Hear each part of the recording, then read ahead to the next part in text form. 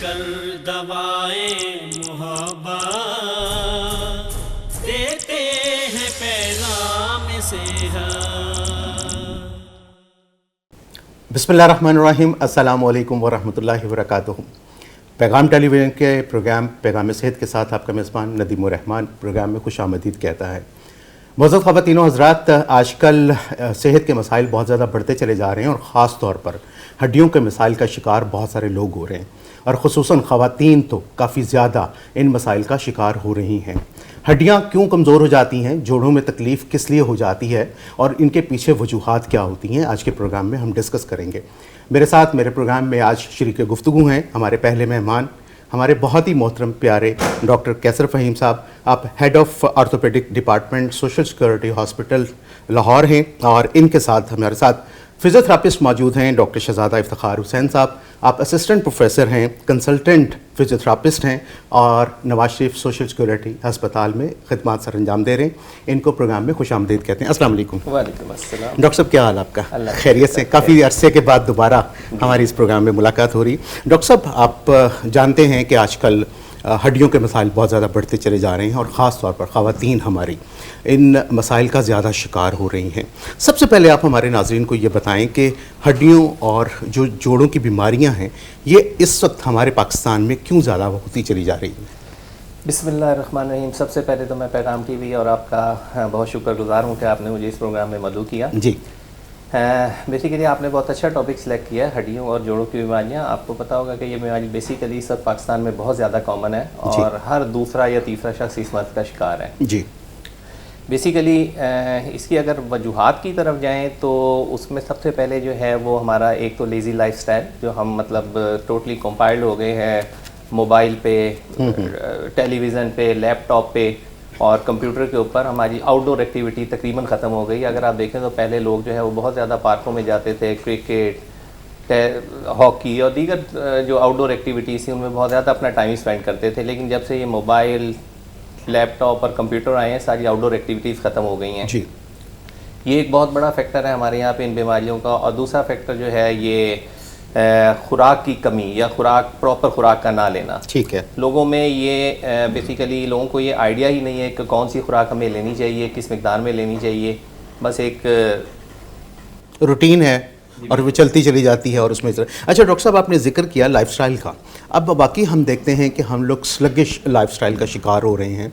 हम लोग जितने ज़्यादा डिजिटलाइज्ड होते चले जा रहे हैं, गैजेट्स के ज़रिए होते चले जा रहे हैं, उतने ज़्यादा हम मुख्तलिफ़ किस्म की बीमारियों का शिकार हो रहे हैं।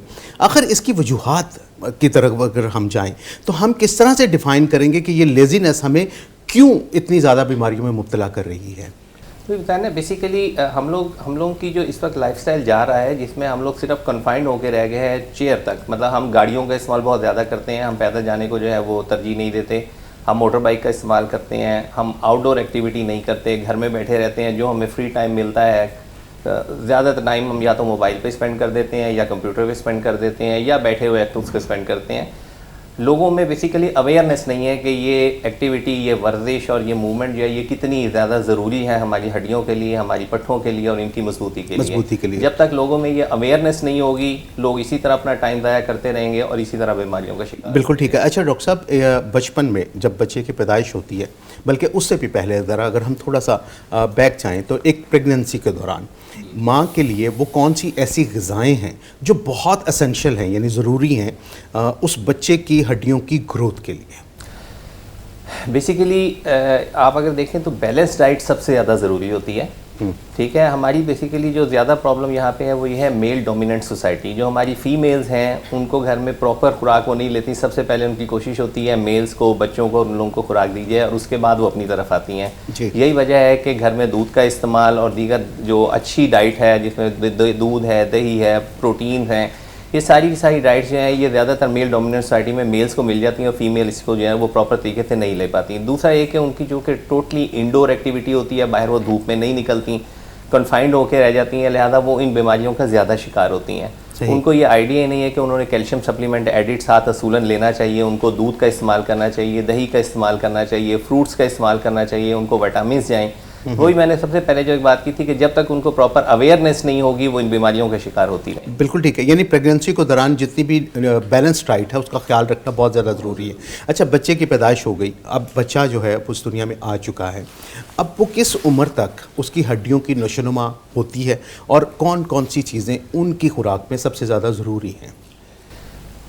बेसिकली हड्डियों की जो ग्रोथ है वो बच्चे की पैदाइश के साथ ही शुरू हो जाती है और वो तकरीबन 16 साल की उम्र तक जो है वो इसकी ग्रोथ रहती है, जिनमें बढ़िया हड्डियों के बढ़ने का अमल होता है, उनकी मजबूती का अमल होता है। और ये वो उम्र होती है जिस वक्त बच्चे की हड्डियों के ऊपर प्रॉपर तवज्जो देनी चाहिए। हम बताएंगे कि बेसिकली जो हड्डियाँ हैं ना, ये एक स्ट्रक्चर है जिसमें कुछ सेल्स होते हैं और बाकी जो है वो उसके अंदर सारी की सारी कैल्शियम डिपॉजिट होती है। जिस तरह आप एक मकान बनाते हैं, मकान की एक दीवार उठाते हैं तो उसमें ईंटें होती हैं और हर ईंट को दूसरी ईंट से जोड़ने के लिए सीमेंट का इस्तेमाल किया जाता है। बिल्कुल ठीक। और ये सीमेंट बेसिकली उस बुनियादी स्ट्रक्चर को जो है वो स्ट्रेंथ देता है, वो बाइंड मजबूत करता है। बिल्कुल ठीक। इसी तरह जो हड्डियों के सेल्स होते हैं, जब तक इनको प्रॉपर विटामिन डी और कैल्शियम ना मिले, ये हड्डियों के सेल जो है वो कमज़ोर होते चले जाते हैं। यही वजह है कि वो बच्चे जो प्रॉपर कैल्शियम और विटामिन डी नहीं लेते, उनकी हड्डियां कमज़ोर हो जाती हैं। बाद बच्चों की हड्डियां बार बार टूटती हैं, उनकी हड्डियों में दर्द रहता है और वो पट्टों की कमज़ोरी का शिकार होते हैं। अच्छा, आपने अभी कैल्शियम और विटामिन डी का जिक्र किया है, तो डॉक्टर साहब वो कौन सी ऐसे अवामिल हैं जिनसे इनकी कमी को पूरा किया जा सकता है? दो बेसिक अवामिल है जी। एक तो डाइट है जिसमें आपको अच्छी डाइट लेनी चाहिए जिसमें कैल्शियम और विटामिन डी की मौजूदगी हो। नंबर 2 सूरज की रोशनी। ये बहुत ज़्यादा हम आजकल जो है वो बेसिकली चूँकि इंडोर घरों के अंदर कन्फाइंड होकर रह गए हैं, सूरज की रोशनी में बैठते ही नहीं है। उसकी एक बड़ी वजह यह भी है कि चूँकि एनवायरनमेंट इतनी पॉल्यूटेड हो चुकी है कि बाहर बैठना किसी का जो है वो कोई उसको पसंद ही नहीं करता। लिहाजा लोग चूँकि इंडोर रह गए हैं, अंदर कन्फाइंड हो गए हैं, लिहाजा उसकी वजह से जो है ना उनमें विटामिन डी और कैल्शियम की कमी भी होती है। तो उनको डाइट प्रॉपर लेनी चाहिए जिसमें कैल्शियम और विटामिन डी हो। इसके अलावा मार्केट में सप्लीमेंट्स अवेलेबल हैं। अगर आप प्रॉपर दूध से या दही से या दीगर चीज़ों से अपनी डाइट को प्रॉपर नहीं कवर कर पा रहे तो बेहतर होगा कि उसके साथ आप एडिड मेडिसिन ले लें। Calcium vitamin D supplements available है मार्केट के अंदर, वो आपकी इस कमी को पूरा कर देंगे। बिल्कुल ठीक है। अच्छा डॉक्टर साहब, हड्डियों की कमज़ोरी कैसे सामने आती है? किस तरह से अंदाज़ा हो सकता है कि मैं फ़र्द या एक खातून या एक बच्चा हड्डियों की कमी का यानी कि हड्डियों की कमज़ोरी का शिकार हो रहा है? जी, हड्डियों की कमज़ोरी की एक बड़ी वजह जो आपको पेशेंट्स में नज़र आती है वो मरीज़ लेथार्जिक हो जाता है, मरीज़ कमज़ोरी महसूस करता है, उठते बैठते उनको दर्दों का शिकार होता है, पट्ठों में दर्द होती है, उठने को दिल नहीं करता, काम करने को दिल नहीं करता, लेज़ी हो जाते हैं। तो ये बेसिक फैक्टर्स हैं जिसमें मरीज़ ये महसूस करता है कि शायद मेरे पता नहीं जिस्म में हड्डियाँ कमज़ोर हो गई हैं, पट्ठे कमज़ोर हो गए, मुझसे काम नहीं हो रहा। अच्छा डॉक्टर साहब, मैंने एक चीज़ देखी थी कि बच्चों की पैदाइश के बाद मैंने कुछ रेसेस में यानी कुछ ज़ातों में या कुछ नेशनैलिटीज़ के अंदर मैंने देखा कि एक या हम ये कह सकते हैं हमारे KPK का जो इलाका है, मैंने उनके बच्चों को देखा कि जब बच्चे की पैदाइश होती है तो उसके बाद वो उसको रैप करते हैं, बिल्कुल बाजू सीधे करते हैं, टांगें सीधी करते हैं और उसको पूरा तरह से वो पूरा रैपिंग कर देते हैं उसको अच्छी तरह से। ये रैपिंग जो है वो उसकी बच्चों की हड्डियों की स्टेबिलिटी के लिए या उनकी जो एक तवाज़ुन है उसके लिए कितना ज़्यादा ज़रूरी है और क्या ये वाकई बड़ा बेहतरीन अमल है? बेसिकली जो रैपिंग है वो एक किसी हद तक तो ठीक है बच्चे की मूवमेंट के लिए, लेकिन यह कि बच्चे को फ्री मूवमेंट के लिए जो उसको हाथ पाँव हिलाने के लिए जो एक्टिविटी ज़रूर देनी चाहिए। जितनी वो इनको ज़्यादा मूव करेगा उतनी ही ज़्यादा उनके अंदर जो है वो स्ट्रेंथ आएगी और वो बेहतरी की तरफ जाएंगे। मतलब टोटली रैप करके उस बच्चे को रख देना, ना उसको धूप लगवाना, ना उसके पैरों को बालों को हरकत देना, ये प्रॉपर ठीक नहीं है। इसमें हरकत ज़रूर देनी चाहिए, ठीक है, वो ज़्यादा बेहतर होती है। अच्छा, इसमें एक और सवाल इसके हवाले से आता है कि अक्सर बच्चे हम देखते हैं कि छोटी सी उम्र का बच्चा, तो हम उसको अक्सर बेशतर पेरेंट्स को देखा कि उसको पाँव पे खड़ा करने की कोशिश करते हैं, हालांकि वो 1 महीने का या 2 महीने का, तो ये अमल उसकी हड्डियों के लिए कितना फ़ायदेमंद है या कितना नुकसानदेह है? नहीं जी, इसमें ना तो फ़ायदेमंद है ना नुकसानदेह। बेसिकली अगर 1-2 महीने का बच्चा है तो वो तो अभी बैठ भी नहीं सकता, गर्दन भी नहीं संभालता। आमतौर पे बच्चे 3 महीने में गर्दन संभालते हैं और 6 महीने में बैठना शुरू करते हैं। हमारे पास अक्सर पेशेंट्स ये लेके आते हैं, उनका बच्चा अभी 3 महीने का, 4 महीने का, 6 महीने का होता है और वो कहते हैं डॉक्टर साहब ये देखें इसको हम खड़ा करने की कोशिश करें, ये तो पैरों पे वजन ही नहीं डाल रहा, हम खड़ा करते हैं ये पैर ऊपर उठा लेता है, ये तो खड़े। तो उस बच्चे ने खड़ा होना ही नहीं है। यकीनी बात है, एक रिफ्लेक्स मैकेनिज्म है कि जब आप उस बच्चे को गोद में पकड़ के खड़ा करने की कोशिश करेंगे वो पैर ऊपर की तरफ उठा लेगा। तो ये है कि ठीक है उसकी मूवमेंट एक्सरसाइज उससे हो जाती है, लेकिन एक्चुअल जो स्टैंडिंग है वो डेफिनेटली 9 महीने में होगी जब बच्चा जो है सहारे की मदद से खड़ा होना शुरू होगा और 10वें महीने में तकरीबन सहारे की मदद से चलेगा। उससे पहले बच्चे को खड़ा करने का एज सच कोई वो नहीं है और मतलब कोशिश भी नहीं करनी चाहिए कि क्योंकि ये एक नेचुरल प्रोसेस है, इसमें चलना ही चलना है उसमें। अच्छा डॉक्टर साहब, आप काफ़ी देर से बैठे देख रहे हैं और सोच रहे होंगे कि मेरी तरफ मूव नहीं कर रहे, लेकिन चूँकि आपका टॉपिक इस तरह का है कि इस पर हमें डिस्कशन जो है वो इन मसाइल को समझने के बाद ही करेंगे। वैसे आम तौर पर जो हड्डियों के दर्द के शिकार पेशेंट होते हैं वो किस सूरत में आपके पास उनको आना चाहिए? अस्सलाम वालेकुम जी वालेकुम। सबसे पहले तो आपका बहुत बहुत शुक्रिया। आई एम थैंकफुल कि आपने अपने इस प्रोग्राम में मुझे इनवाइट किया और इसके ऊपर फिजियोथेरेपी के पॉइंट ऑफ से डिस्कशन करने का मौका दिया। जी देखिए, हड्डियों को जो मसाइल होते हैं उसमें मेनली जो सर ने जैसे पहले अर्ज़ किया है, जो हमारे सोसाइटी में अर्थराइटिस है, बैक पेन है, इस तरह के डिफरेंट कंडीशंस होती हैं, या हड्डियों के में फ्रैक्चर्स हो जाता है, उसमें फ्रैक्चर में ऑपरेशन से पहले या बाद में, तो इन सारी सूरत हाल में फ़िज़ियोथेरेपी एक बड़ी इंपॉर्टेंट एक सेगमेंट है, बड़ा इंपॉर्टेंट एक टूल है उन चीज़ों को ठीक करने का। उसमें सबसे जो इम्पोर्टेंट चीज़ होती है वो पेन होती है। पेशेंट को दर्द हो रहा होता है, पेन मैनेजमेंट होती है, तो वो करनी होती है। डेफिनेटली वो ऑर्थोपेडिक सर्जन के पास जाते हैं, डिफरेंट कंडीशन में न्यूरोलॉजिस्ट के पास भी जाते हैं, तो अपनी पेन के लिए जाते हैं और डिफरेंट कंडीशन के लिए डेफिनेटली सर्जन उनको मेडिसिन देते हैं, उससे वो थोड़ा रिलीफ होता है, वो एक लाइन ऑफ मेडिसिन है। इसके साथ फिजियोथेरेपी जो है होती है वो भी एक विदाउट मेडिसिन एक ट्रीटमेंट होता है, जिसमें हम पेन को मैनेज करते हैं। हमारे पास फिजियोथेरेपी डिफरेंट मशीनें होती हैं, आम लफ्ज़ में जैसे मशीनें, हम उसे इलेक्ट्रोथेरेपी करते हैं, और मशीनों के ज़रिए वो हीट थेरेपी होती है, उसमें कोल्ड थेरेपीज़ भी होती हैं, डिफरेंट और टेक्निक्स होती हैं, जिसमें हम उसकी जो पेन है हड्डियों की और मसल्स की जो पेन होती है उसको मैनेज करने की कोशिश करते हैं। इसके साथ साथ हम उसको जो मसल्स हैं, डेफिनेटली मसल्स बड़े इंपॉर्टेंट होते हैं, हड्डियों के साथ कनेक्टेड होते हैं। मसल जितने स्ट्रॉन्ग होते हैं उतना ही बोन पे स्ट्रेस कम से कम आता है, बिल्कुल ठीक। मुख्तलिफ कंडीशंस में। तो हम साथ उनकी मसल स्ट्रेंथिंग करवाते हैं, और मसल स्ट्रेंथिंग करवा के ताकि हड्डियों पे प्रेशर कम से कम आए, और असल चीज़ है उनकी जो लाइफ में फंक्शनल एक्टिविटीज़ जो हैं उसकी तरफ वापस लौट के आना। तो साथ हम उनकी फंक्शनल एक्टिविटीज़ करवाते हैं, इन पेन मैनेज करके, मसल स्ट्रेंथिंग करवा के। तो जब पेशेंट की जो पेन होती है वो मैनेज ना हो रही हो तो definitely most of the time orthopaedic surgeon he physiotherapist फिर वो रेफर करते हैं, रेफर कर देते हैं जी, और कि जी आप फिजियोथेरेपी करवाएं। जी बिल्कुल ठीक है। यानी कि फिजियोथेरेपी भी इस वक्त आर्थोपेडिक सर्जरी के साथ साथ लाज़िम व मलज़ूम हो चुका हुआ है कि पेशेंट को बहुत ज़्यादा ज़रूरत पड़ती है कि जब आप एक सर्जरी के अमल से गुजर जाते हैं या कुछ अरसे बाद आपके पेन अगर रिलीफ नहीं हो रही या मूवमेंट अगर आपकी बैलेंस नहीं आ रही, तो फिर फिजियोथेरेपिस्ट जो है उसके पास रुजू किया जा सकता है। बिल्कुल बिल्कुल बिल्कुल ठीक है। डॉक्टर साहब, मैं आपकी तरफ दोबारा से आना चाहूँगा। मैं बच्चों से अभी तक नहीं निकल सका क्योंकि हमारे यहाँ मैथ्स बहुत ज़्यादा हैं और मिसकंसेप्शंस बहुत ज़्यादा हैं, और यकीनन मतलब इतनी ज़्यादा एजुकेशन होने के बावजूद, अवेयरनेस होने के बावजूद हम देखते हैं कि पेरेंट्स बाज़-औक़ात लाइल्मी में बच्चों का बहुत सारा नुकसान कर बैठते हैं। कुछ बच्चे ऐसे होते हैं जो पैदाइशी तौर पर जिनके पाँव टेढ़े होते हैं। उन बच्चों के लिए आपकी एडवाइस क्या है कि उनको कैसे ट्रीट किया जाए और किस महीने में डॉक्टर को दिखाया जाना बहुत ज़्यादा ज़रूरी होता है? जो टेढ़े पाँव के साथ बच्चे आते हैं जी, वो उनको हम रिकमेंड करते हैं कि वो पहले दिन ऑर्थोपेडिक सर्जन से रब्ता करें, क्योंकि इसकी ट्रीटमेंट के अंदर जो है वो बेसिकली सीरियल कास्टिंग होती है, जिसके अंदर हम बच्चे को पहले दिन से प्लास्टर लगाते हैं और उसके पाँव को आहिस्ता आहिस्ता सीधा करना शुरू करते हैं। और हमारी कोशिश होती है कि पहले 8 प्लास्टर के अंदर हम 3 महीने के अंदर उस बच्चे का पाँव जो है वो प्लास्टर से जितना ज़्यादा सीधा हो सकता है वो हम कर दें। ठीक है। 3 महीने तक जितने प्लास्टर से ठीक हो जाते हैं वो हो जाते हैं, बाकी फिर उसके बाद अगर कोई कमी बेशी रह जाती है तो उसमें हम सर्जरी करते हैं। अच्छा, सर्जरी भी उसी उम्र में हो जाती है? छोटी उम्र? 3 महीने की उम्र में सर्जरी मतलब करवा लेनी चाहिए? डेफिनेटली इसको आप जितना लेट करेंगे उतनी बोन ग्रोथ हो जाएगी। जिस पोजीशन में पैर पड़े होंगे उसी पोजीशन में बोन ग्रो करेगी। बिल्कुल ठीक। हमारे पास बाद बच्चे आते हैं 1-1 साल गुजार चुके होते हैं, उसके अंदर फिर बच्चे के पाँव को सीधा करना डॉक्टर्स के लिए भी मुश्किल हो जाता है और वो करेक्टिव डिफॉर्मिटी होती भी नहीं है फिर प्रॉपर तरीके से। उस तरह से बैलेंस नहीं आता। जी बिल्कुल, वो बैलेंस बिल्कुल ठीक है। गुफ्तगू जो है वो यकीनन हम आगे बढ़ाएंगे, लेकिन यहाँ पर वक्त हुआ एक ब्रेक का, तो हम चलते हैं ब्रेक पर।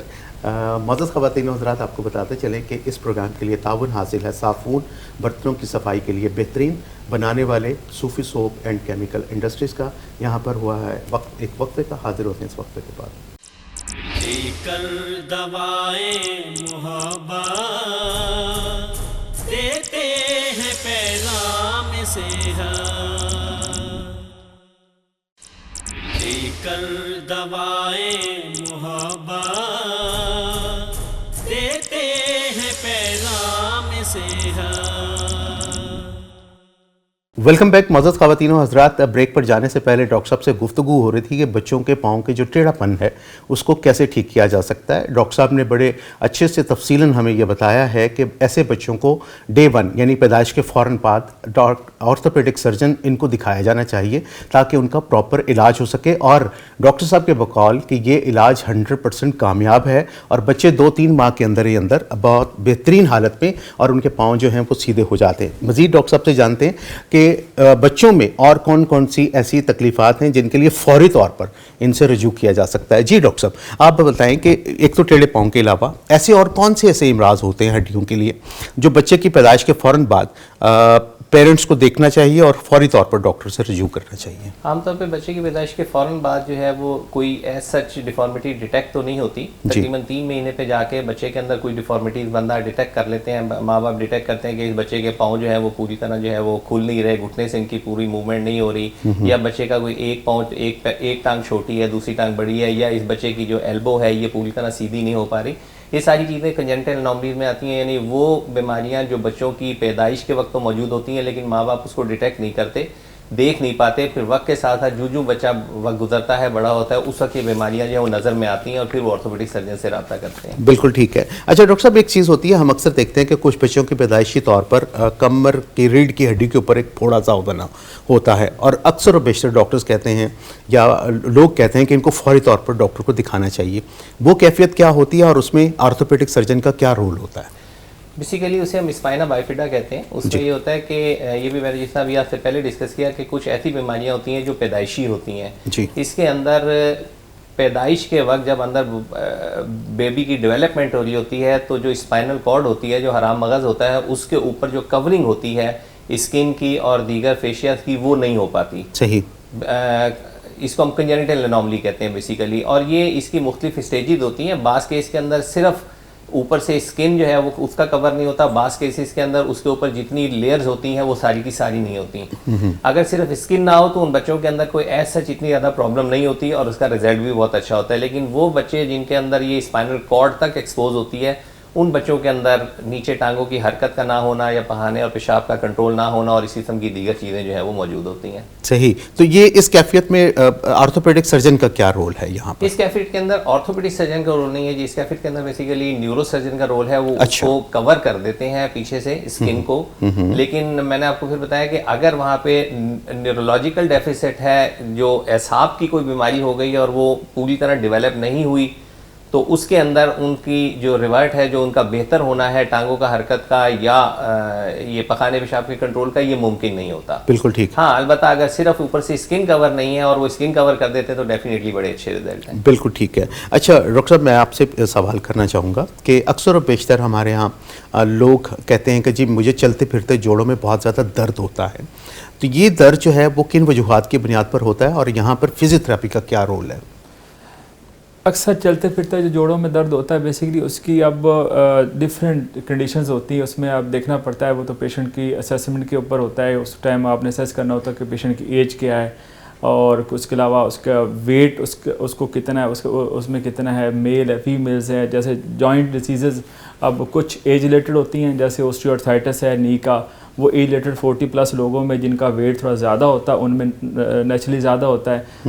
कुछ डिजीज़ होती हैं वैसे एज के साथ होनी होती हैं, जैसे डिजेनेरेशन वगैरह है। कुछ जोड़ों का दर्द अर्ली एजेस में भी हो जाते हैं, जैसे रोमाटाइड आर्थराइटिस वगैरह है। उसमें फिर वो पेशेंट को असेस करके उसको देखना पड़ता है। जोड़ों का जो दर्द है वो एक बड़ी ब्रॉड टर्म है, तो उसको फर्दर देख के करना पड़ता है कि उसकी क्या काजेज़ हो सकती हैं। आप जनरलाइज उसको स्पेसिफाई नहीं कर सकते। बिल्कुल ठीक। हाँ जी। तो बाकी फिजियोथेरेपी का रोल इसमें क्या है? फिजियोथेरेपी का रोल इसमें यही कि उसको काज को देखना पड़ता है कि उसकी काज क्या है। अगर तो उसका अगेन जैसे सर ने बहुत शुरू में बताया कि आजकल हमारा क्योंकि बहुत ज़्यादा सेडेंटरी लाइफस्टाइल है, ठीक है ना, और बहुत ज़्यादा लोगों के ओवरवेट हैं, बहुत यंग एज में। अब हमारे पास क्लिनिक्स पे पेशेंट्स आते हैं जो कि आप अगर हमारी जो किताबों में लिखा हुआ है कोई डीजनरेशन 40+ में होती है, तो आजकल हमने 20+ में लोगों के एक्सरेज देखे हैं जो कि हमारे पास आते हैं, जो कि 20+ में वो वाली चेंजेस आई होती हैं सर्वाइकल में जो कि 40+ में एक्चुअली होनी चाहिए। Bone degeneration. हाँ जी, बोन डिजनरेशन। तो उसकी सबसे बड़ी वजह, जैसे सर ने शुरू में अर्ज़ किया, ये हमारे गैजेट्स का, मोबाइल फ़ोन का बहुत ज़्यादा इस्तेमाल,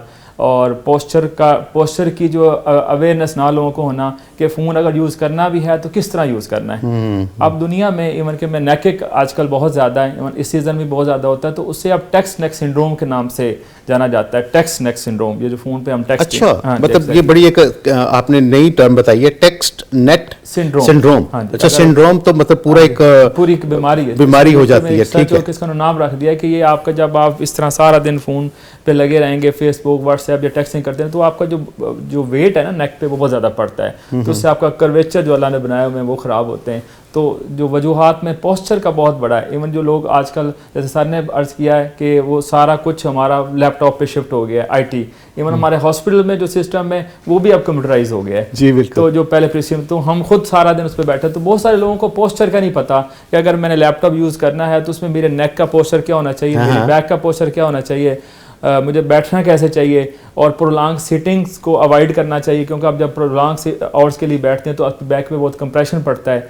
तो ये पोस्चर, और दूसरा जो मैंने अहम फैक्टर बताया वेट का, ठीक है ना। डेफिनेटली जब आप खड़े होते हो, जब आप चलते हो, तो आपका जो नी जॉइंट है सबसे ज़्यादा वेट बेरिंग जॉइंट होता है। ठीक है, जाहिर बात है, अगर आपका वेट 50 kg है तो आपके घुटने उतना जल्दी नहीं घसेंगे, या उसमें जो वेयर टेयर नहीं होगा। अगर आप 60, 70, 80 kg हैं तो वो जल्दी होंगे, उसमें जोड़ों के अमराज ज़्यादा होंगे। बिल्कुल ठीक है डॉक्टर साहब। वैसे आपने जितनी दफ़ा वेट का जिक्र किया, आपने इंटेंशनली मेरी तरफ देखा है, तो लगता है मुझे कि आप इंटीमेट कर रहे हैं कि मैं अपना वेट कम करूं। लेकिन अल्हम्दुलिल्लाह, मतलब इतने वेट के बावजूद आप मेरे साथ चल के देख लें तो मैं इंशाल्लाह आपसे ज़्यादा तेज़ चलूँगा। आपको ऐसे ही है सर, जैसे कि ज़रूरी नहीं होता कि जो बंदा स्मोकिंग करे उसी को लंग्स कैंसर हो, ठीक है, एक रिस्क फैक्टर है। जैसे डॉक्टर साहब ने बताया, हमारी आर्थोपेडिक फिजियोथेरेपी के मोस्ट ऑफ द कंडीशन में weight is a primary factor, not even in orthopaedic. आप सर बेहतर बताते, आप कार्डियोलॉजी की बीमारी देख लें, आपका ब्लड प्रेशर है, आपकी डायबिटीज़ है, मेटाबॉलिज्म इंसान के साथ इंटरलेटेड है। तो बिल्कुल सही है, बिल्कुल सही है, बिल्कुल सही। डॉक्टर साहब ने पोस्टर्स का बड़ा जिक्र किया है, तो हम इंशाल्लाह डॉक्टर साहब से मज़ीद पोस्टर्स के बारे में जानेंगे, क्योंकि ये बहुत ज़्यादा ज़रूरी होता है। आपने अगर ड्रेसिंग करनी है तो ड्रेसिंग में भी आपके पोस्टर का बहुत बड़ा रोल है। अगर आपको खूबसूरत नज़र आना है तो आपको बैलेंस पोस्टर जो है वो आपको खूबसूरत भी दिखाता है, डेफिनेटली पहना हुआ भी आपको अच्छा लगता है। डॉक्टर साहब, जोड़ों के मसाइल का जिक्र हो रहा है, पेन की बात हुई है, तो हमारे यहाँ एक कॉमन सी बीमारी, चलते फिरते जोड़ों में दर्द का होना, जिसे हम रूमेटॉइड आर्थराइटिस भी कहते हैं। डॉक्टर साहब, इसके बारे में ज़रा थोड़ा सा तफसील के साथ हमारे नाज़रीन को बताइएगा कि रूमेटॉइड आर्थराइटिस जो है ये क्या होता है, ऑस्टियो आर्थराइटिस ये क्या होता है, इनमें बुनियादी फ़र्क क्या है, और ये किस उम्र में सबसे ज़्यादा ये मर्ज़ जो है वो मर्दों में या औरतों में किन को होता है? ठीक है, सबसे पहले हम ऑस्टियोआर्थराइटिस को डिस्कस कर लेते हैं। बेसिकली कि osteoarthritis basically age related changes हैं। वक्त के साथ साथ इंसानी जिस्म के अंदर वियर एंड टियर चलता है। जिस तरह आप एक गाड़ी चलाते हैं, उसके टायर वक्त के साथ साथ घिसते चले जाते हैं, इसी तरह इंसानी जिस्म भी बिल्कुल उसी तरह है। जब वक्त गुजरता चला जाता है, जो कुदरत ने चीज़ें बनाई हैं वो ऐसा ऐसा वियर एंड टियर के प्रोसेस में आती हैं, और उनमें जो सबसे ज़्यादा हमारे जोड़ इन्वॉल्व होते हैं वो घुटने के होते हैं। जिस तरह डॉक्टर साहब ने बताया अभी कि घुटने के जोड़ चूँकि पूरा बॉडी वेट यहाँ से ट्रांसफ़र हो जाता है, लिहाजा सबसे पहले दो ही चीज़ें इंसानी जिस्म में अफेक्टेड होती हैं, इससे एक घुटने और एक कमर जी। तो ये बेसिकली एज रिलेटेड चेंजेस हैं, जिसको हम ऑस्टियोआर्थराइटिस कहते हैं। बाकी इसके अलावा और भी आर्थराइटिस की बहुत सारी कॉजेज़ हैं, जिसमें आप इन्फेक्शन की वजह से भी हो सकता है, कोई स्किन की प्रॉब्लम्स होती हैं उसमें भी आर्थराइटिस हो जाता है, कुछ विरासती तौर पे बीमारियां ट्रांसफ़र होती हैं, जिस तरह अभी आपने कहा कि रूमेटॉइड आर्थराइटिस है, ठीक है। ये कुछ ये आर्थराइटिस, मतलब आर्थराइटिस की मुख्तलिफ टर्म्स हैं, मुख्तलिफ कंडीशंस हैं। उसमें एक ऑस्टियोआर्थराइटिस हमने रूटीन में डिस्कस कर लिया, जो वेट की वजह से हो सकता है, एज की वजह से हो सकता है। और ये डीजनरेटिव चेंजेस होती हैं? जी बिल्कुल, ये मैंने अभी बताया कि वियर एंड टियर चल रहा है ना, उसमें खराबी तो होनी है। जो जॉइंट में खराबी होगी, कुछ लोगों में ज़रा जल्दी हो जाती है, कुछ लोगों में थोड़ी सी लेट होती है, लेकिन अल्टीमेट होती है। ठीक है, बिल्कुल ठीक है। अच्छा, जैसे डॉक्टर साहब ने अभी जिक्र किया कि रिपोर्ट हो रहे हैं बच्चे छोटी उम्र में, पहले हम बाकी मतलब बहुत सारी ऐसी बीमारियां, लाइक जैसे डायबिटीज़ के बारे में होता था कि ये मतलब बड़ी एज में जाके शुगर होती है। इसी तरह हार्ट अटैक आमतौर पर सुनने में आता था कि ये 50s की एज के बाद जाके बंदों को होता है। क्या वो लाइफस्टाइल हमारा चेंज हो चुका है? अब तो हम सुनते हैं कि जी एक 12 साल के बच्चे को भी हार्ट अटैक आ गया है। जैसे डॉक्टर साहब ने कहा कि बच्चे मतलब आ रहे हैं 20-22 साल के, 25 साल के, जो आर्थराइटिस का शिकार हो रहे हैं। डॉक्टर साहब, इसकी वजूहात पे ज़रा थोड़ा सा तफसील से रोशनी डालें, ताकि हमारे जो यंग जनरेशन है उसको अंदाज़ा हो सके कि वो किस किस्म की ख़राबियों से गुजरने वाले हैं। अगर सही पूछें तो सारी खराबी है ही मोबाइल, कंप्यूटर और लैपटॉप की। इन्होंने यानी जितनी बड़ी सहूलत उतनी बड़ी बीमारी। खराबी। बिल्कुल सही ठीक बात है। ठीक। तो बेसिकली जो हमारा सेडेंट्री लाइफस्टाइल है, मैंने शुरू में भी यही बताया था कि ये जो बैठे रहने वाली चीज़ है ना, लैपटॉप पे पहले होता था कि जब वक्त मिलता था पार्कों में जाते थे, भाग दौड़ करते थे, खेले करते थे, रनिंग जंपिंग एक्टिविटी होती थी, स्पोर्ट्स एक्टिविटीज़ होती थी। अब आप देखें पार्क खाली हो गए। संडे वाले दिन भी आपको कोई बच्चा जो है वो उठता हुआ पार्क में जाता हुआ नजर नहीं आएगा, और उठ के सबसे पहले या लैपटॉप पे बैठ जाएंगे या कंप्यूटर पे बैठ जाएंगे, बाकी सारा घर मोबाइल पे बैठा रहेगा। जब आपकी ये एक्टिविटीज़ होंगी तो फिर उसके बाद आप किस चीज़ से ये मतलब कैसे आप ये सोच सकते हैं कि हमारी हड्डियां और पट्टे मजबूत होंगे? बिल्कुल ठीक। हड्डियों और पट्टों की मजबूती के लिए सबसे अहम चीज़ वर्जिश है, एक्सरसाइज है। जब तक ये एक्सरसाइज का कॉन्सेप्ट लोगों के ज़हन में क्रिएट नहीं होगा, उस वक्त तक ये हड्डियों और पट्टों की मजबूती का अमल जो है वो शुरू नहीं होगा। बिल्कुल, आप कहते हैं कि मैदान जो हैं वो आबाद होने चाहिए। किसी भी बीमारी से बचने के लिए बहुत ज़्यादा ज़रूरी है कि आप एक्सरसाइज की तरफ जो है वो जाना शुरू करें। हमारी यंग जनरेशन देखें वेट बेयरिंग होता चला जा रहा है, पिलपले मोटे बच्चे जो हैं वो हमारे सामने आ रहे हैं। तो मुझे यहाँ पर एक बात भी याद आ गई कि मेरे जैसा बंदा था जिसको वेट बहुत ज़्यादा था, तो कंसल्ट किया डॉक्टर को कि जी मैं अपना वेट कम करना चाहता हूँ। तो उन्होंने सारी चीज़ें देखने के बाद उन्होंने कहा कि जी आप 1 घंटा गेम खेला करें और 1 महीने के बाद आप आके मुझे बताएं। ठीक है, तो अब ये था कि वो बंदा जो मैं ही आप समझ लें कि डॉक्टर के पास 1 महीने के बाद कि आप वेट पहले से ज़्यादा बढ़ा हुआ, और जाके डॉक्टर के गले पड़ गया। जाके कहा कि जी डॉक्टर साहब मेरा तो वेट जो पहले से बढ़ गया, मैं पूरा 1 घंटा गेम खेलता हूँ लेकिन इसके बावजूद मेरा वेट बढ़ता जा रहा है। उन्होंने कहा जी अच्छा आप कौन सी गेम खेलते हैं? उन्होंने कहा कि जी मैं मोबाइल पे सांप वाली गेम खेलता हूँ। तो ये गेम जो है वो मोबाइल पे भी खेली जाती है। तो सेडेंट्री लाइफ जो है हमारी ज़िंदगियों में इस कदर वारिद हो चुकी है कि जितने गैजेट हमारी ज़िंदगी में शामिल हो चुके हैं, हम लोग उतना ही ज़्यादा बीमारियों का शिकार हुए। डॉक्टर साहब, रूमेटॉइड आर्थराइटिस में आमतौर पर कहा यह जाता है कि ये मर्ज साथ साथ चलता है और इसको मैनेज करना पड़ता है। तो क्या ये मैनेजमेंट जो है वो सिर्फ दवाइयों से मुमकिन है या कोई और तरीका भी है? एक्चुअली रूमेटॉइड आर्थराइटिस जो कि आपको विरासत में भी मिलता है और बाद लोगों के अंदर नया भी ये डेवलप होता है अगर जीन में चेंजेस आ जाए तो। सही। और इसके अंदर जो है ये बात ठीक है कि ये मर्ज साथ साथ सारी ज़िंदगी चलता है और इसमें मेडिसिन जो है वो सारी ज़िंदगी खानी पड़ती हैं। लेकिन ये नहीं है कि आप दवाइयों के थद्दे खा रहे हो और आप ठीक ना हो। अगर आप प्रॉपर इलाज कराते हैं तो इसमें कोई शक नहीं है कि आप 1 या 2 मेडिसिन के ऊपर आप चलते रहें और आपकी सारी ज़िंदगी बहुत ही अच्छी और कंफर्टेबल गुजरे।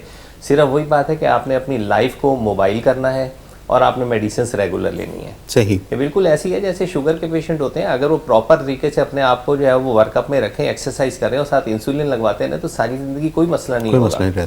लेकिन अगर आप अपने सिर पे सवार कर लेंगे, नहीं मुझे तो रूमेटॉइड आर्थराइटिस है, मुझे तो जोड़ों की तकलीफ हो गई है, मैं तो अब चल नहीं सकता, मैं तो मूव नहीं कर सकता, हमारे यहाँ पे कंसेप्ट नहीं है। हमारे यहाँ पे बेसिकली लोग जाते हैं मेडिकल स्टोर से दर्द की दवाई लेते हैं, एक गोली पकड़ ली, वो खा ली, उनके 24 घंटे गुजर गए, उनको ये पता ही नहीं है कि इस बीमारी के पीछे कौन कौन से इफेक्ट होते जा रहे हैं और अल्टीमेटली वो डॉक्टर के पास उस वक्त पहुँचते हैं जब काम सर से गुजर चुका होता है। उस वक्त फिर ट्रीटमेंट भी मुश्किल होती है और डीजेनरेशन इतनी ज़्यादा हो चुकी होती है कि मरीज को ठीक करना भी बिल्कुल ठीक है। डॉक्टर साहब, अभी आपने जिक्र किया इंसुलिन लगाने के बाद लोग अपनी लाइफ को नॉर्मल गुजार रहे होते हैं, तो बहुत सारे मोटिवेटर हमारे पास हैं, लाइक जैसे हमारे जो क्रिकेटर हैं वसीम अकरम साहब, वो अपनी यंग एज से डायबिटीज़ का शिकार हैं, लेकिन आज भी वो मतलब 50s की एज में वो 60 के करीब करीब पहुँचने वाले हैं, लेकिन आप देखें कि कितने एक्टिव हैं। इंसुलिन के साथ या अपनी शुगर के साथ उन्होंने मैनेज किया है, वो गेम्स भी करते रहे हैं और अभी तक स्टिल वो एक्टिव और स्मार्ट हैं। तो इसका मतलब ये है कि आप बीमारी के साथ अपने आप को बड़े बेहतरीन तरीके से डॉक्टर की हदायत के मुताबिक मैनेज कर सकते हैं। डॉक्टर साहब, आपसे भी मैं ज़रूर गुफ्तगू करूँगा, लेकिन यहाँ पर वक्त हुआ एक ब्रेक का। मौजूद ख़वातीन और हज़रात, यहाँ पर वक्त है एक वक्फे का, हाजिर होते हैं इस वक्फे के बाद। दवाएं मोहब्बत देते हैं पैगाम सेहत, लेकर दवाएं मोहब्बत देते हैं पैगाम सेहत। Welcome back. मौजूद ख़वातीन हज़रात, ब्रेक पर जाने से पहले गुफ्तगू हो रही थी जोड़ों के दर्द के हवाले से और रूमेटॉइड आर्थराइटिस के हवाले से। आइए डॉक्टर शहजादा साहब से जानते हैं कि इन मसाइल में फिजियोथेरेपिस्ट का क्या किरदार होता है। डॉक्टर साहब, रूमेटॉइड आर्थराइटिस का पेशेंट आ गया, दवाइयों का उसने एक पलंदा आपके पास पकड़ा हुआ है और वो कहता है कि डॉक्टर साहब मेरी जान छुड़वाएं इन दवाइयों से, तो फिजियोथेरेपिस्ट जो है इस सिलसिले में क्या किरदार अदा कर सकता है? जैसे सर ने पहले इसमें आपको बताया है, अर्ज किया है कि जो दोनों अर्थराइटिस हैं जो बेसिकली हमने डिस्कस की हैं, एक तो ओस्टियोआर्थराइटिस, दूसरा रोमेटॉइड अर्थराइटिस। ओस्टियोआर्थराइटिस मेनली एक आध रीजन का होता है, मोस्टली वेट बेयरिंग जॉइंट में ज़्यादा होता है, जैसे नी है, आपके हिप जॉइंट है, उनमें ज़्यादा होता है। रोमेटॉइड अर्थराइटिस जो है हमारे यहाँ मोस्टली छोटे जॉइंट्स का ज़्यादातर होता है, जैसे हाथ का होता है और जो नॉन वेट बेयरिंग छोटे जोड़ जो हमारे हाँ, तो उसमें ज़्यादा होता है। दूसरा एक और इसमें एक होता है कि जो रोमेटॉइड होता है मोस्ट ऑफ द टाइम वो यंग 40 के जो कम एज ग्रुप होता है उसमें थोड़ा ज़्यादा होता है एज़ कम्पेयर टू वो दूसरा, जैसे सर ने बताया वो डीजनरेशन है वो तो होती 40 प्लस में है, तो उसमें एज ग्रुप ज़रा होता है। तो आपने बताया अच्छा फिजियोथेरेपिस्ट इसमें डेफिनेटली रोमेटॉइड अर्थराइटिस जैसे सर ने बताया एक साथ साथ चलने वाली प्रॉब्लम है, और मेडिसन जो उसमें मुख्तलिफ जो रोमेटोलॉजिस्ट थे, ऑर्थोपेडिक सर्जन्स हैं, उनको मेडिसन देते हैं, उसमें डिजीज़ मॉडिफाइंग ड्रग्स होती हैं जिसमें डिजीज़ को, और क्योंकि उसकी जो डिजीज़ की नेचर ऐसी है कि आपकी अपनी इम्यूनिटी ही आपको अगेंस्ट किल करना शुरू कर देती है, तो उसमें एंटी रोमेटिक ड्रग्स देते हैं, वो तो उसने लेनी होती हैं।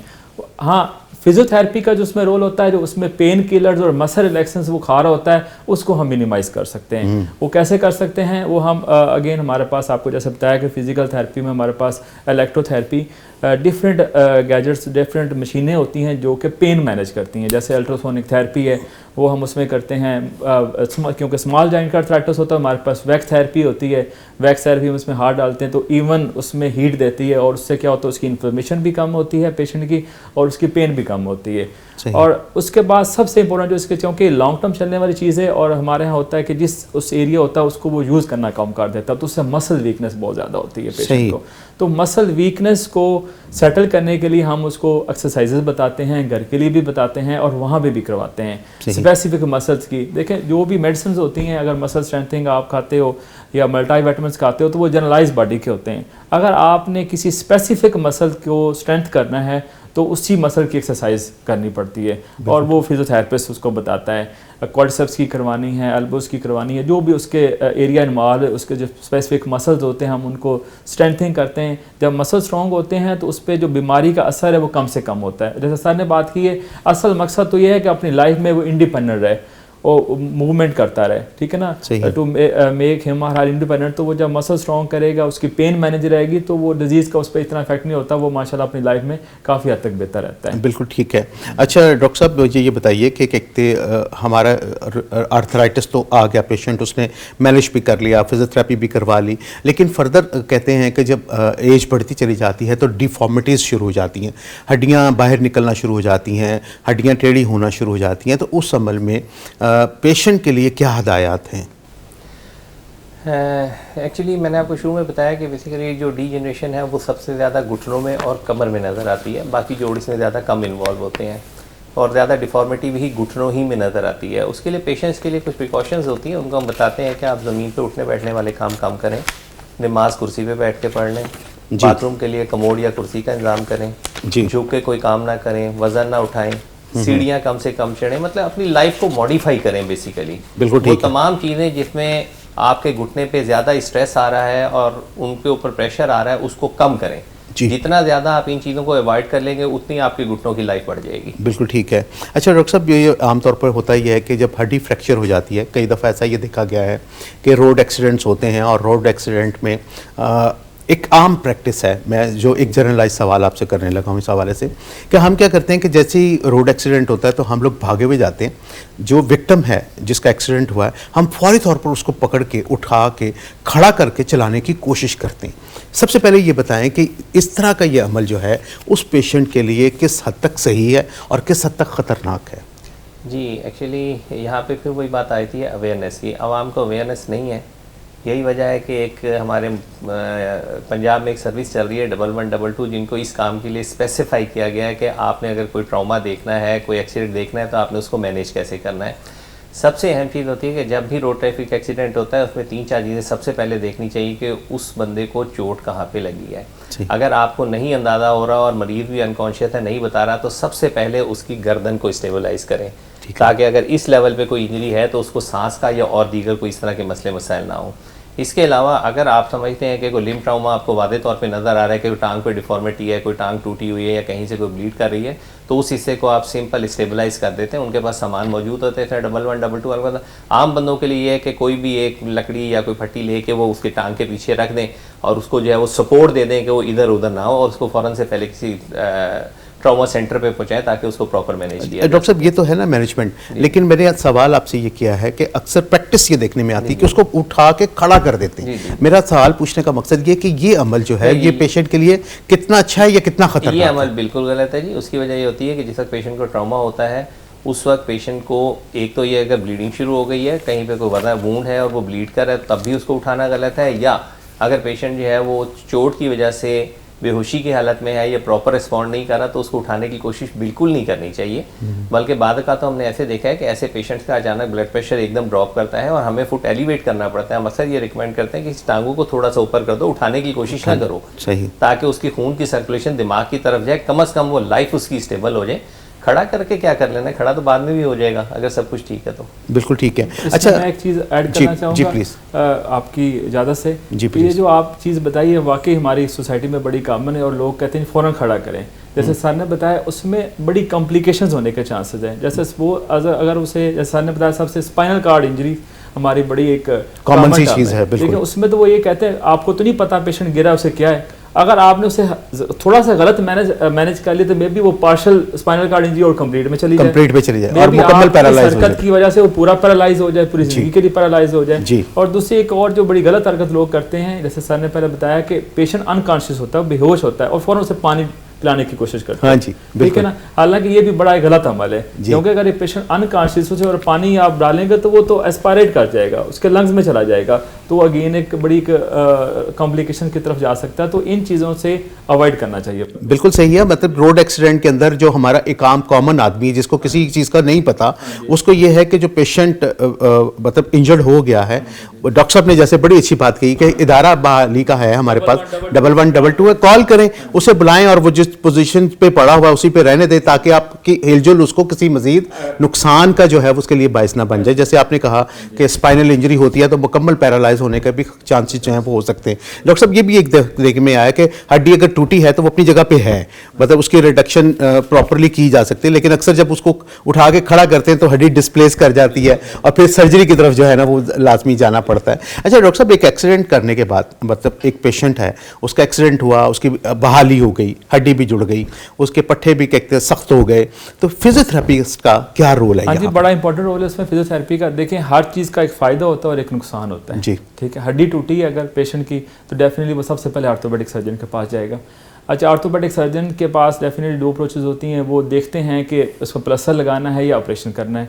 वो प्लास्टर लगाएं या ऑपरेशन लगाएं, डेफिनेटली वो उनकी स्वाबदीद होती है। उसके बाद जैसे आपने फरमाया हड्डी जुड़ गई, अब मैं दोनों केसेस डिस्कस करूँगा।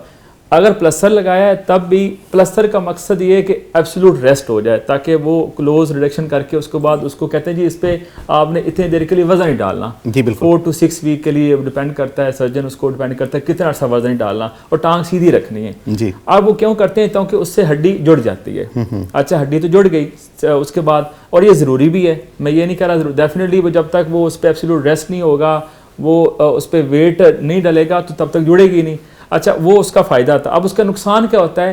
वो कहते हैं चलती का नाम गाड़ी, जब तक चीज़ चलती रहती है वो ठीक रहती है, तो जब वो डिसयूज़ होती है तो उसके बाद आपके जो मसल्स हैं वो वीक हो जाते हैं जी। और जिस जोड़ के ऊपर वाली हड्डी है नीचे, वो जो जोड़ है वो स्टिफ हो जाता है। स्टिफ हो जाता है। हाँ, सपोज आपने अगर फीमर का फ्रैक्चर है तो अगर ये सारा प्रोसीजर सपोज ऑपरेशन भी किया है और ऑपरेशन करने के बाद तो वो डेफिनेटली उसको वेट बेरिंग अलाउ नहीं करते और वो ज़रूरी होता है। और उसके बाद क्या होता है, वो मुख्तलिफ केसेस में जैसे नी बेंड नहीं हो रहा तो वो नी जॉइंट स्टिफ हो जाता है, उसमें जॉइंट भी स्टिफ हो जाता है और साथ मसल्स हैं वो भी वीक हो जाते हैं। तो ये जो सारा कुछ होता है वो फिजियोथेरेपी से बेहतर होता है। तो वो फिजियोथेरेपी में हम अगेन वो जॉइंट स्टिफनेस के लिए हमारे पास डिफरेंट एक्सरसाइजेज होती हैं, मोबिलाइजेशन टेक्निक्स हैं, अगेन मोडेलिटी का इस्तेमाल है जिससे वो सर्कुलेशन बेहतर होती है और अंदर से स्टिफनेस सेटल होती है, और जो आपकी जो मसल्स वीक हो जाते हैं उनकी हम स्ट्रेंथिंग करवाते हैं। और बेसिकली ये रिहेबिलिटेशन है। रिहेबिलिटेशन का मतलब अगेन, और हैबिलिटेशन का मतलब है बैक टू नॉर्मल लाइफ। जी। सर्जरी के बाद उसे जो नॉर्मल लाइफ की तरफ लेके जाना है वो फिजियोथेरेपी की मदद से होता है, बिल्कुल। और इसका मैं खुद भी एक विक्टिम हूँ बहुत बड़ा, कि मेरी अपनी ACL इंजरी हुई थी, यानी मेरे घुटने पर चोट लगी थी, और आमतौर पर डॉक्टर साहब से मैंने ही ट्रीटमेंट करवाया था। तो इन्होंने कहा तो 2 ऑप्शन है, एक ऑप्शन ये है कि आप नी इमोबिलाइज कर दें, और दूसरा ऑप्शन है आप सर्जरी करवा लें। तो ओब्वियसली आम पाकिस्तानियों की तरह और जाहिल लोगों की तरह मतलब मेरा भी यही था कि जी मैंने सर्जरी की तरफ नहीं जाना। तो इन्होंने कहा कि जी आप अपनी टांग को फिर बांध दें और 3 माह के लिए आप भूल जाएं। याद होगा डॉक्टर साहब आपको। तो मैंने फिर अपनी टांग जो थी वो इमोबिलाइज़ की और सरिये बांध के, तो मैंने वो रॉड से पहन के और पूरा कैप पहनने के बाद, तो जब मेरी जान मतलब वो हुआ बेहतरी की तरफ मैं गया, तो उसके बाद जब मुझे वो खुली सारा प्रोसेस हुआ, तो मेरे लिए बड़ा ज़्यादा मुश्किल हुआ चलना फिरना, मेरे लिए मोबाइल करना जो था वो मुश्किल था, नी बैंड मेरे लिए पास नहीं होती थी। तो फिर डॉक्टर साहब की एडवाइस पर मैंने फिजियोथेरेपिस्ट से रब्ता किया। उसने मुझे रोज़ाना की बुनियाद पर एक्सरसाइजेज जो थी वो बताना शुरू की। अच्छा डॉक्टर साहब, मेरे लिए जो हैरत की बात थी, मैं कुर्सी पे बैठ के उस वक्त नमाज अदा कर रहा था, और मेरे लिए बड़ा डिस्कस्टिंग था कि मैं सजदा नहीं कर पा रहा और वो सारा कुछ। अच्छा, उसने एक एक्सरसाइज बताई फिजियोथेरेपिस्ट ने, दूसरी बताई, तीसरी बताई, तो फाइनली जब चौथी एक्सरसाइज बताई ना, तो मैंने कहा जी ये पोस्टर्स आप जो मुझे बता रहे हैं, ये सारे पोस्टर्स तो नमाज के पोस्टर्स हैं। मतलब रुकू है, सजूद है, तशहद पे बैठना है, दीवार के साथ आप कमर टेक करके तो आप अपने आप को नीचे की तरफ बिठाएं और फिर ऊपर करें। तो मैंने कहा ये तो सारे मतलब वो हैं, तो अगर आपकी इजाज़त है तो मैं फिर नमाज जो है वो बाकायदा खड़े होकर पढ़नी शुरू कर दूं इस तरह से। तो उन्होंने कहा जी ठीक है। तो अल्हम्दुलिल्लाह मतलब मैंने वो फिर अपनी नमाज जब उस तरह से शुरू की, तो मतलब बड़ी स्पीडली मतलब मेरी जो इसकी थी मोबाइलाइजेशन वो आना शुरू हुई और मैं रिकवरी की तरफ गया। तो आपने बड़ी अच्छी बात कही है कि एक्सीडेंट्स के बाद जब मसल्स जो हैं वो इमोबाइल हो जाते हैं, तो वहाँ पर जो फिजियोथेरेपिस्ट है उसका बहुत बड़ा रोल है। और डेफिनेटली नाजरीन को मैं ये बताना चाहूँगा कि जब इस तरह की जब सिचुएशन होती है, तो हमारे यहाँ एक चेन है। जैसे हम मतलब ऑर्थोपेडिक सर्जन के पास जाते हैं रूमेटॉइड आर्थराइटिस के लिए, हम रूमेटोलॉजिस्ट के पास जाते हैं। तो इसी तरह जब आप अपनी फ़िज़िकल एक्टिविटी एनहांस करना चाहते हैं, अपने आप को पेन फ्री करना चाहते हैं, तो उसके लिए हमारे पास फिजियोथेरेपी एक बहुत बेहतरीन इलाज के तौर पर मौजूद है, जो मेडिसिन्स के बग़ैर आपको रिकवरी की तरफ लेके जाते हैं। डॉक्टर साहबान, वक्त यकीनन हमारे प्रोग्राम का ख़त्म हो चुका है। सवालात बहुत सारे हैं, हम इंशाल्लाह अगले प्रोग्राम में ज़रूर इनको डिस्कस भी करेंगे, लेकिन आज के लिए आपने हमें वक्त दिया, आप दोनों हज़रात का बहुत बहुत शुक्रिया। आज के प्रोग्राम में हम इतना ही डिस्कस कर सके। इंशाल्लाह कल फिर आपसे मुलाकात करेंगे और मज़ीद इन बीमारियों के हवाले से जानेंगे। पैगाम टेलीविज़न के प्रोग्राम पैगाम सेहत से अपने मेज़बान नदीमुर रहमान को दीजिए इजाज़त। आपका और मेरा हम सबका अल्लाह निगहबान। है सुबह हो शाम हर एक के नाम अपना पैगाम सेहत।